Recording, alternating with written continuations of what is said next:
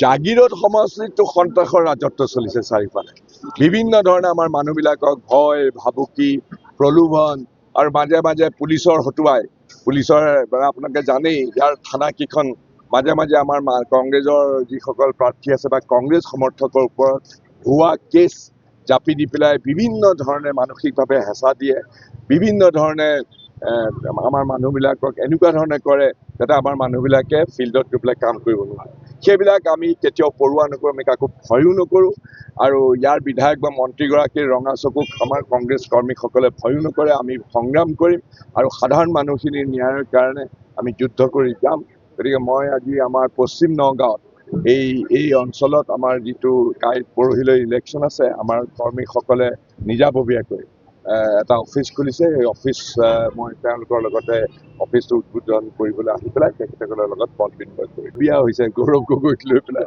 তেওঁ ৰাতি বোলে গৌৰৱ গগৈৰ সপোন দেখে। ইমান ভয় কৰিব লগা কি আছে গৌৰৱ গগৈৰ লগত? আমি সকলো আছোঁ আৰু তেওঁ আজিকালি ভুল বকিবলৈ আৰম্ভ কৰিছে। য'তে ত'তে তেওঁ এনেকুৱা ধৰণৰ হৈছে, এই জ্বৰেও নেৰে কৰপাতিও নেৰে, তেওঁ মানে ভুল বকে, চাৰিওফালে বেবেৰী বাং কথা কৈ থাকে। আৰে গৌৰৱ গগৈ যদি পাকিস্তানী এজেণ্ট বুলি কয় প্ৰমাণ দিয়াচোন বাৰু, প্ৰমাণ দিয়া।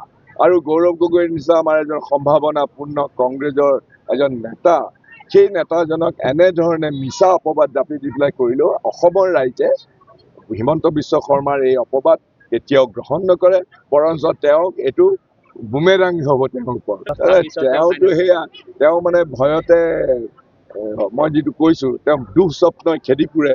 দুঃস্বপ্নটো হ'ল এইটোৱেই যে 2026 এপ্ৰিল মাহত তেওঁৰ মুখ্যমন্ত্ৰী গাদী যাব আৰু কংগ্ৰেছ নেতৃত্বাধীন আমাৰ মনে মিলা দুই এটা আঞ্চলিক দলৰ লগত লগ লাগি বা আমাৰ ৰাষ্ট্ৰীয় পাৰ্টীৰ লগত মনে মানিব লাগিব, একেলগে কাম কৰাৰ আমাৰ এটা থাকিব লাগিব।